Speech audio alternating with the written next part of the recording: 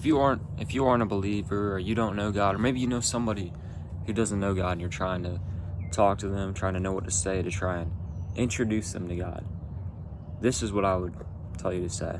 And I have this friend at work that I've been working on, been praying over. I've been trying to help her and lead her in the right direction.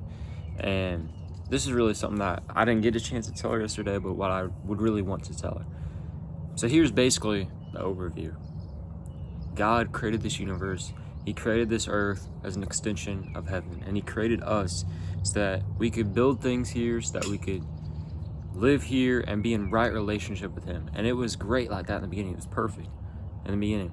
But then God loved us enough to give us free will. He didn't want to just make us like robots where we were forced to love him.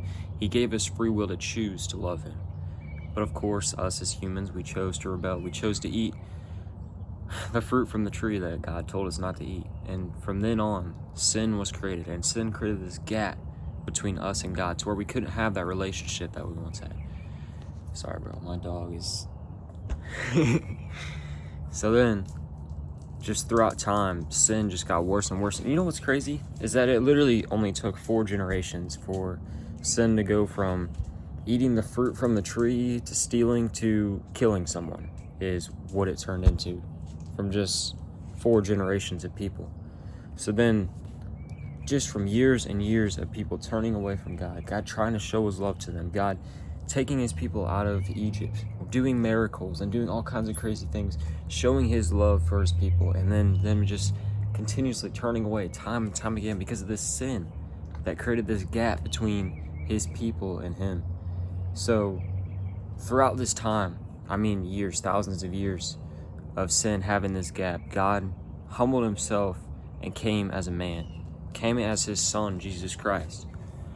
The Trinity is kind of a hard thing to explain for a newer believer. It's kind of a hard thing for anybody to wrap their head around. You got God who's 3 in 1. But basically, God comes as his son. He humbles himself. He comes as a man. But then he lives a perfect life. And he goes and bees the sacrifice for that sin to bridge the gap between this sin and this death that has been between us and God this whole time, so that we could have that relationship with God. And once Jesus died on that cross, he rose from the dead. 500 or so people saw him risen from the dead after he was dead. I believe it was within 40 days that Jesus was still here, like roaming the earth after he was resurrected from the dead. So no 2 people can have the same hallucination. So we know that there's definitely some credibility to that. And you raised from the dead, I'm going to believe exactly what you're going to say, bro.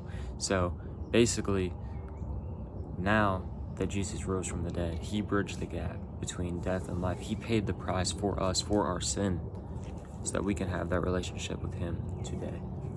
And that's basically what I would tell them, bro, is that God loved you that much that he came and he died for you. Even though he knew you were in sin, even though he knew that you were maybe going to deny him later on, that you weren't going to care that he died on the cross for you, that you were just going to turn away from him time and time again, bro. He knew that. But he still loved you so much and gave you that chance. To give you that chance of eternal life with him, of love and relationship with him through Jesus Christ. So I hope that you can give your life to Christ today. I hope that you can share these words with other people to bring them to Christ today. And what I wanted to quote in this was John 3:16. For God so loved the world that he gave his one and only begotten son, so all who believe in him should not perish but have eternal life.